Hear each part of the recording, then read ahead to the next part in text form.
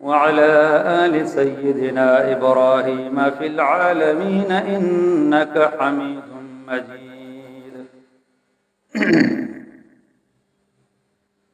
ډیرو عزتمندو اسلام مینو مومنانو مسلمانانو ورونو د رب کائنات شکر ادا کو حمدونه بیانو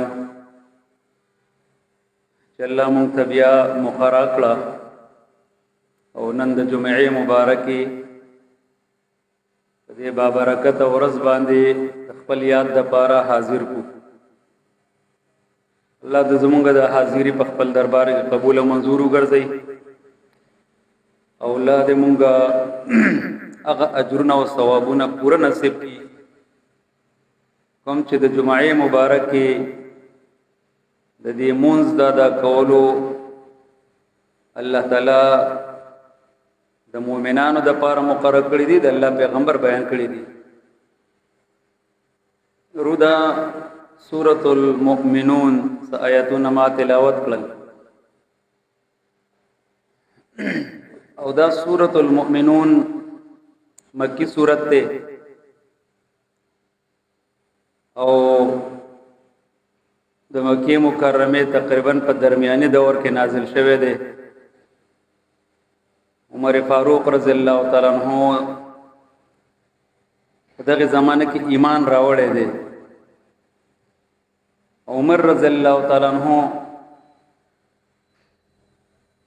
فرمایي چې د نبی صلی الله علیه وسلم باندې د وحی کیفیت راغی او دا غینه بعد یو فرمایل چې په ما باندې الله تعالی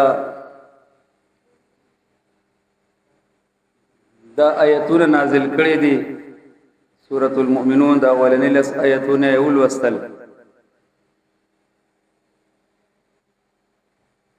چا په دې باندې د دې حق ادا کو په دې قائم پاتې شول نو د دې لپاره دا کافی دی او دا د دې لپاره د جنت د دخول ذریعہ ده.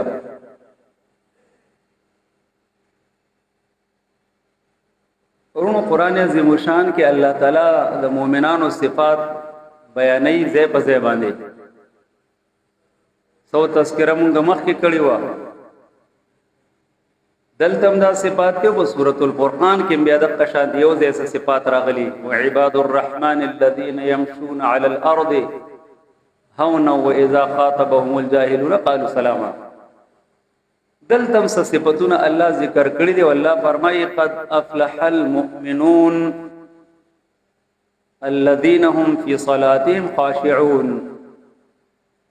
یقینا فلاح حاصل کړه،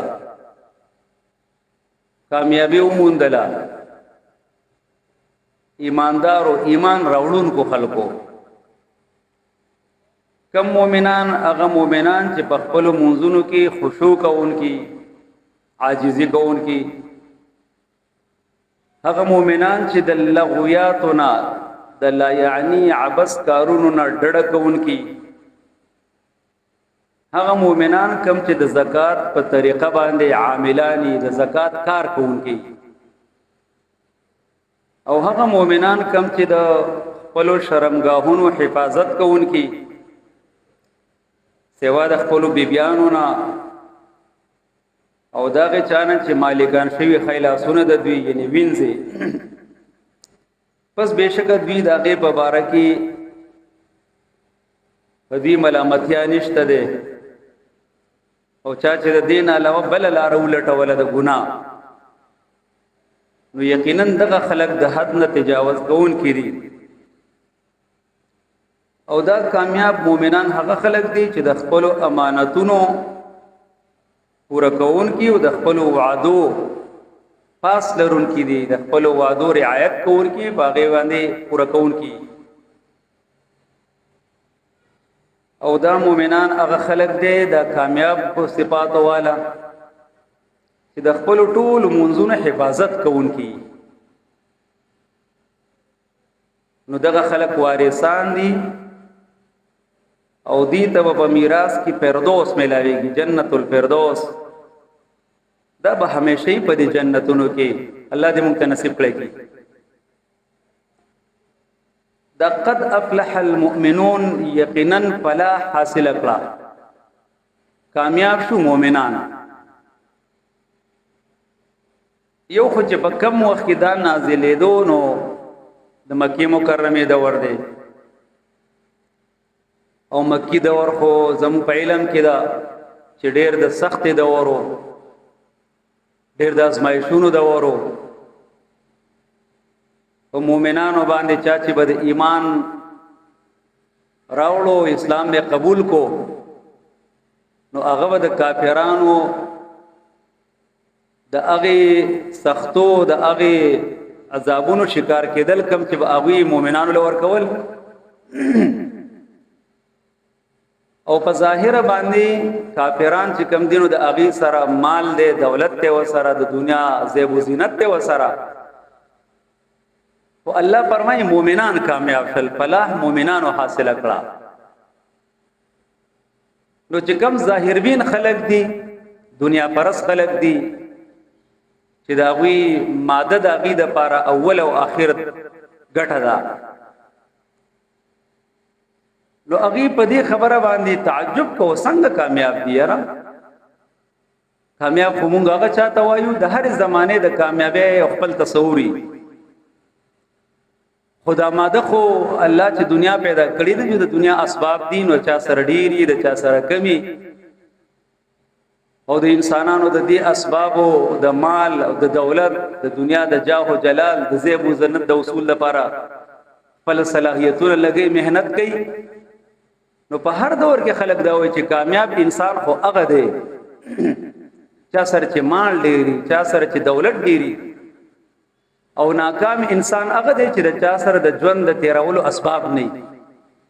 چا سره مال نه، دولت وسره نه، فراخه کور نه، خسورلی وسره نه. دا ناکام دی، دا خسران والا دی. نو قرآن عظیم الشان خو هغه انقلابی کتاب دی چې هغه د دنیا چې مروجه څومره تصورات دی په هغې کې انقلاب راولي،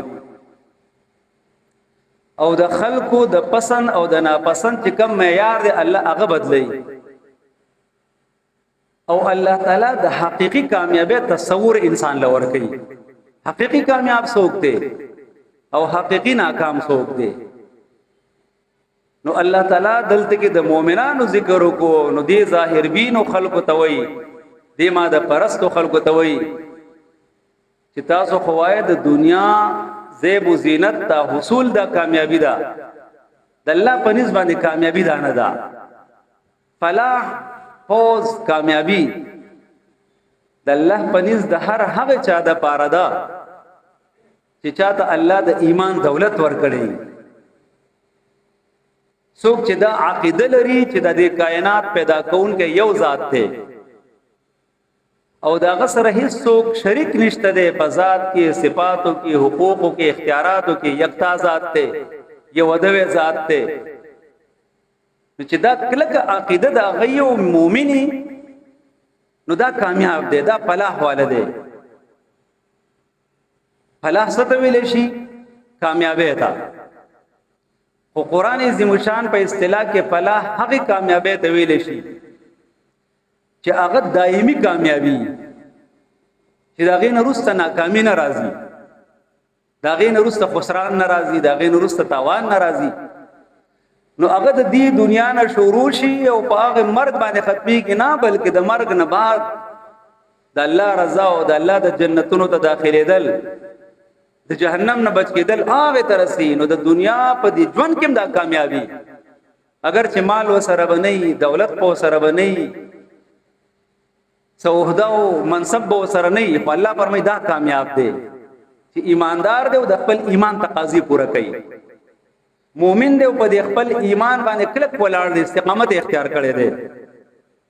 نو کده د دنیا بالکل داسي چې د دنیا یو کاسره وسره نه، الله دا کامیاب دی. او ناکام څوک دی؟ هغه څوک ناکام دی چې دنیا وسره ده، دولت وسره ده، زیب و زینت وسره ده، ایمان وسره نشته ده، عمل صالح وسره نشته ده. الله فرمایي دا ناکام خلق دي. ځکه د دنیا خالق زېما او دا دنیا ما دارالامتحان جوړ کړی دی او دا دنیا پنا کیدون کیدا او د دې دنیا د پر دوام نشته دی. نو چې کم یو سیس دایمی نه دی، کم سیس پنا کیدون کې نه دی، نو د هغه په مقابله کې خدای هیڅ حیثیت نشته چې کم دایمی دی او کم همیشه دی. او هغه سره د آخرت کور دی کنه. نو دنیا مبارک الله فرمایي ومل حیات الدنیا الا متاع الغرور. د دنیا د ژوند د دوکې سامان دی. د انسان هم په دغه کې یو دوکه کې پروتي په د دې سره مسلسل دا خبره چې دنیا او دنیا او دنیا او سبب پکې مو قران عظیم شان مختلف منظر کشه کوي. مال وسری او ګټي او د مال شماري، یعنی خپل بینک بیلانس بار بار چیک کوي. گویا کې دی به همیشئ، یعنی دا د دنیا سره دومره مینه ده، محبت ته د دنیا د ګټلې لپاره دومره خپل صلاحیت خرج کوي. گویا کتبه چې د همیشه د لپاره په دې دنیا کې، یعنی په دې باندې به مرګ ناراضي دی، به د دنیا نه کوچ نه کوي، دی به آخرت طرف ته نه ځي. نه الله فرمایي دا ناکام انسان دی چې دا چا د تصور نشتا، د چا د عقیده نشتا. څوک چې د آخرت عقیده لري نو په دې دنیا کې به هغه ژوند داسې تیرې څنګه چې رسول الله صلی الله علیه وسلم عبد الله بن عمر رضی الله عنهما ته فرمایلی وکنه کن فی الدنیا کانک غریب او عابر سبیل. عبد الله په دنیا کې داسې ژوند تیروا گویا کې دی اجنبي بشان دی یا بلار تیریدونکو مسافر. د اجنبي او د دنیا د مسافر حالت څنګه وي؟ هغه دې منسوبې بلار باندې ځان نه جوړي. هغه په دو پلار کې د خپل ځان د لپاره د ډیر راحت اسباب نه جوړي، ځکه هغه ته پته نه زما خو مسافر یم، لږ سات د لپاره آرام کوم، خپل منزل طرف ته روان یم. رسول الله صلی الله علیه وسلم څومره په خیسته او بلیغ انداز کې موږ ته تذکرہ کړی دا چې نبی صلی الله علیه وسلم فرمایي یو ورځ پنديري باندې سیړه مبارک لګولي، په دې ملا مبارک کې داغه نخ راغلي. عمر فاروق رضی الله تعالی عنہ راغه سترګونه اوخ کې روان شي. ولی عمر ولی جاړي؟ الله پیغمبره تاسو ته ګورم دا چار چا پیر به کور کې استدا سے اسباب نشتا، دی په مقابله کې هغه د عجم بادشاہان دا غوی د غزیب او زینت او داغه کرو پر او داغه شان او شوکت. نبی صلی الله علیه وسلم مالی ولی دنیا، زما د دنیا د یو بل سره ست تعلق دی، زما په دنیا کې سدي، ز په دنیا کې داسم کاراکبن پشانت دی یو سوار د یو سورلی کون کې انسان چې پلار باندې رواني استظل تحت الشجره، د یوونی د سوري نه لاندې د لږ وخت لپاره آرام وکړو، ثم راح وتركها، بیا لاړو روان شو او هغه کوم ونه چې دغه سوري هغه پرې خودو. زما د قشان دی حساب دی چې دنیا خود د اسرافیل علیہ السلام شپېلې په خپل کې نیولې ده، د الله حکم ته انتظار کې غوونه سکړې دي چې بس د الله د طرف نه امر ملاوي کېو ختميږي. رسول الله صلی الله علیه وسلم فرمایي کنه انا والساعه كهاتين، زو قیامت د قشان دی ول سره نږدې یو، ان قیامت را روان دی. اقتربت الساعه وانشق القمر اقترب للناس حسابهم وهم في غفله موردون. بار بار قران وی حساب نږدې دی، قیامت نږدې دی، آخرت نږدې دی. نو الله فرمایي مؤمنان کامیاب دي. وسمرونو په دنیا کې د کامیابی تصورم دقه دی. ممکن دا مونږ کامیاب سړی غته وایو، مونږ د ټولو نمخ کې دا چانه متاثر کی چې سره دولتي مونږ دا طبقه هغه چانه چې مال دی وسره، دولت دی وسره، حیثیت دی وسره. یقینو کا مونږ خو الله دې مونږ ټولو باندې رحم وکي. مونږ هغه مټریالیسټک اپروچ، ماده پرستانه تعبیر چې ماده چا سره د هر سړی دغه متاثر کیږي. حالانکه قران مونږ په خپل باندې بیانو، هر هغه سړی ته حیثیت ورکو دي، تر ګوري حلال والده حرام والده، جائز دی او کنه جائز دی، روا والده او کنه روا والده. خو بس هغه نه قران عظیم شان وي دا پیغام عام کا چې دنیا ختمیدون کیدا. فمن زحزح عن النار، خلق معیار بدل کده کامیابی. څوک چې جهنم د اور نه بچ کړلې شو وادخل الجنه جنت داخل فقد فاز یقیني کامیاب ده حقيقي کامیابی دته حاصل شو بس د جهنم د اور نه بچ کړل شو جنت ته داخل کړل شو دا کامیاب دي ومل حیات الدنیا الا متاع الغرور دنیا دا ژوند د دوکې سامان دي څومره خلک هم په خپل الله سبحانه رخصت کړه خپل والدین هم قبرونو ته ورسول خپل رونم په قبرونو کې خخ کړل خپل دوستان اعزاء اقربا چم گاون کې خو بیا انسان هغه طرف ته توجه نه پیدا کیږي ځکه د قران نه لري او د نیکانو په صحبت کې کینونه خدغه زرایي دي کړي چې انسان به آخرت طرف ته توجه کوي چې کله د قران عظیم شان د سړی معیت او صحبت نه مینا محبت نه د قران عظیم شان په معنی ځان نه پوي کیږي دغه په دروسو کې ناس نه کوي د نیکانو خلکو خپل نزي نور خو بیا دنیا پرستی اخو به د دنیا تذکرہ کوي او چې د کم سیس تذکرہ ډیره زیاته کیږي نو د انسان په ځل کې دغه مینا او محبت کینی او چې د کم سیس ډیره تذکرہ کیږي نو د هغه د اصول د پر انسان بیا کوشش او تګ تاس کوي نو زمونږ محفلون داسې دي اسې خپل ځان سره سوچو چیرې زمونږ سبا را ختلې دی وس دی وخت پورې دا ټایم تیر شو یره پدې کې به ما څومره په ما باندې دا سوچ پر غلي چیرې ما باندې به مرګ راځي زب اخرت ته زما د الله په مخ کې به ودرېږم حساب کتاب برا سره کیږي ما چې دا څومره عمل کو نو دا څومره د ابرار او د نیکانو په سب کې ما شاملې او څومره ما په دې بل طرف ته د اشرار او د داغه د الله د ناپسنده د بندګانو په سب کې ما شاملې چرته کې سوچ راغې نو ناراضي ځکه مسلسل زمونږ ناس صدا سدا چې هغه دنیا دنیا او دنیا اولم دنیا او رستم دنیا نو زمونږ او د هغه خلکو چې چا ایمان نشته دغه ماس کې بیا سفر پاتې شو دولت ایمان دې ډېر لوی وردایات ساته خو بیا اس عملی تور باندې وې مچ زمونږ او دغه په منځ کې سفر پاتې دي چې هغه مو ډون رہا ہے فرنگ عیش جہاں کا دوام وای تمنا خام وای تمنا خام اقبال ویلو فرنګې لګیا د دې دنیا د آبادی د پر مسلسل کوشش کوي چیرې دې دنیا کې زما زندگی دایمي شي دومره سہولیات راوړم ځان ته دومره ځان ته آسایشونه راوړم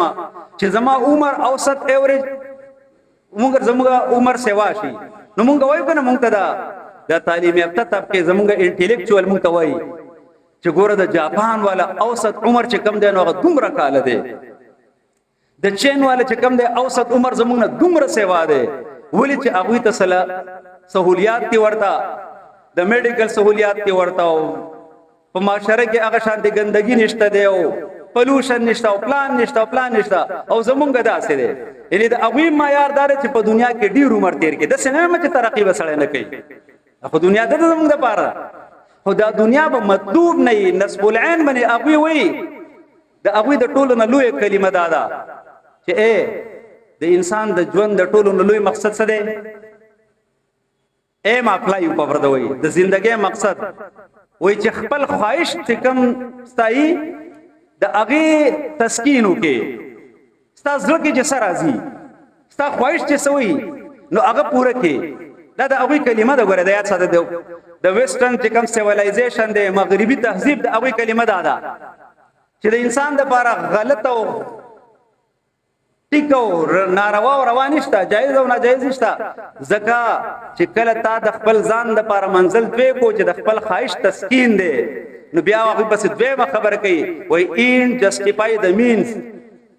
چې دا چا کم مقصدی نو دا چې د کم لار اختیاري نو دا جسټیفای کوي دا ټیک تا هر طریقه باندې چی بیا ای طریقه امکان ناروا او روا او حلال او حرام او جایز او ناجایز دا به نشته دا د مولیانو خبرې دي دیتا کوئی ارتوډاکسیزم وای دیتا ایکسټریمزم وای اسلام وای د دې په مقابله کې انسان پیدا کړي می دنیا ته تله مقصد په دنیا کې زما عبادت ته وما خلقت الجن والانس الا ليعبدون ساده ژوند خو د ټولو لوی مقصد دا دی د الله عبادت د الله معرفت او د آخرت لپاره خپل ځان تیارول نو دا چې څومره ژوندۍ ده نو موږ د عبادت معنی څه کوو عبادت معنی دا پوجا پرستش د عبادت معنی دا غلامی او بندگی د عبادت معنی دا اطاعت او فرمانبرداری نو پوجا پرستشم دغه د پاره نظر و نیازم دغه په نوم باندې منل راکته کېدل او مغتا خدای سره سره هر وخت دغه غلام نو غلام چرته نشي ویل چې په دې وخت کې وزه آزاد مو دې کې وزه غلام یم هر وخت ته غلامي او فرمان بم دغه منی نو الله فرمای دغه خلک کامیاب دي نو عرض می کورونو په دې باندې سوچ فکر او غور چیرې مونږ سوچ په دې باندې کوو په دې ورځ کې د شپې په یو ټایم کې مونږ ته داسې فکر راځي چې زه آخرت ته روان یم تیار یم څومره دی ولا ځکه چې څومره د انسان سفر لري نو دومره د هغې دپاره تیاری ډېر کوي که نه اسباب ولا مهیا کوي کم وطن ته چې ځي د هغې کرنسي د خپل ځان سره اخلي چې څومره د هغه لري سفري هغه پر د هغې ټول د هر څه نه ځان خبر کړي چې هسې نه دا مشکل رانه شي دا مشکل رانه شي څومره لوی سفر دی څومره اوږد سفر دی او سامان څومره دی چې دغه د نش برابر دی نو الله فرمای کامیاب شو مؤمنان حقیقی کامیابی مؤمنانو تحصیل شو اوس د دې ایمان دا دولت موجود دی الله دې مونږ ته خپل ایمان باندې استقامت نصیب کړي کی د ایمان د زوال نه د الله مونږ ساتل کی اوس دې ایمان ته تقویت ورکون کې هغه صفات انسان د کامیابی لپاره هغه بنیادی خصوصیات چې هغه انسان ته کامیابی ورکړي نو ایمان خود باطن سره تعلق لرونکی دی د دې مثال د سره د جرړې او د یو بیچ په شان دی د توخم په شان دی اسلام مثال د ونه په شان دی نو چې دنه جرړې څومره مضبوطی نو ونه بم دومره باراوره به یو خیسته میوه به ورکوي قرآن عظیم شان وی کنه ومثلو کلمة طیبة کشجرة طیبة اصلها ثابت وفرعها في السماء کلمه طیبه څنګه مثال څنګه ده لکه جرړې مضبوطه دا ونه په شان دي جرړې مضبوطه ونه په فضا کې موجود او څنګه خوري وري او خپل میوه هر وخت په خپل موسم مطابق باراوري نو چې ایمان باندې انسان مسلسل کوشش وکړي الله دې موږ ته حقيقي ایمان را نصیب کړي کی دا چې بار بار ویل کېږي علماء کرام هم وایي د چې څومره د اصلاح کار کوونکي دا ټول خلک مې تبلیغي حضرات چې ایمان باندې مهنت پکار دی ایمان جوړول پکار دی د ایمان مهنت نو ایمان په څه باندې به جوړیږي قرآن عظیم شان د الله د پیغمبر صلی الله علیه وسلم احادیث د الله د پیغمبر صلی الله علیه وسلم سیرت دا وایا مسلسل نستاب ایمان دا غي سره جوړیږي نو بیا ول صفات دا دي چې الذين هم فی صلاتهم خاشعون دیم نمبر صفت یعنی اولنې صفت چې دې کامیاب مؤمنانو دې په خپل منځونو کې خشوع کوونکې وي خشوع څه دی ویلې شي اے خشوع خپل معنا دا د چا په مخ کې د چا د روب نه یرا تاریخ دل بچا باندې چا تر ټټېدل او چا ته جھکاوېدل بس چې بل دې دغه په مقابل کې دب کر رہنا نو بیا خشوع په مانځ کې څه دی ویلې شي خشوع په مانځ کې دیته ویلې شي چې انسان په دې مونږ باندې کلم ودرېږي نو په دې مونږ کې د ظاهري آداب هم برابرۍ او دنه د حضور قلبي هم داسي چې الله تعالی طرف ته متوجي په دې مانځ کې د تبکل خیال راځي ځکه د انسان فطرت او انسان عاجز دی خدای په دې خیالاتو کې دومره مگن کېږي نه چې د په کې دانسته تور باندې روان دی ګرځي بکې د مانځ نه خبروم نشو نه چې دې کله وی چې الله اکبر مونږ دا لاسونو چت کو کنه را پولیه دین کو کنه علماء کرام وی معنی صدا معنی دا چې الله د هر سن لوی دی د دنیا کې څومره امور هغه ماشاته پرې خودل همیشه ته وګرځول بس صرف د یو رب په در کې ودرې دما علی رضی الله تعالی عنہ چې وای کله اذان واوریدو نو دا رنگ مبارک په داسې تک ځړ شو چاته د بوسو امیر المؤمنین دا ولی وی تا ته علم نه ته نه پوهیږي د کم ذات په مخ کې زما ولاړه ده چاته مخامخ کېږم په دنیا کې خو چل سړی د یو افسر سره او د یو سرکاري ملازم سره او د یو منسټر سره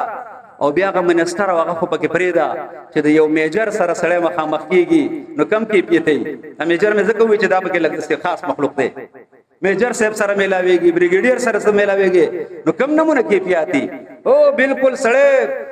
مجال شته چې هغه بل طرف ته توجه کی مجال شته چې هغه په دسي ګټ اپ کلاس شي هغه دغه لپاره پسندیده نه مجال شته چې د په هغه وخت کې د چرته هغه خبره کوي دیوان اوري یا د ورته په ټیک طریقه باندې پاجزانا نو هغه خو بیا احکم الحاکمین دی دغه شهنشاه په مخ کې مونږ ودرېګو خو تاسو نه تاسو کوما آیا زمونږ د مونږ دغه کیفیت شته کم چې د خشوع ویلې شي کم ته چې حضور قلبي ویلې شي کم ته چې عاجزي ویلې شي په کم چې د الله وادي دي ازما والد سے محترم به تاسو الله دې غریب رحمت وګرځي هغه به وي چې چرته کې د مونږ یو مادي سیز وي مادي نو د هغه سیز نه زینب خلق راګری چې استاد دا درواخل زمونږ خړيري مسلې دي زما ډېر باندې په سر باندې پروت دی مونږ په باره کې مونږ رونو مونږ گزارم غره ډیر دي آیات ساته خو رسول الله صلی الله علیه وسلم فرمایلیو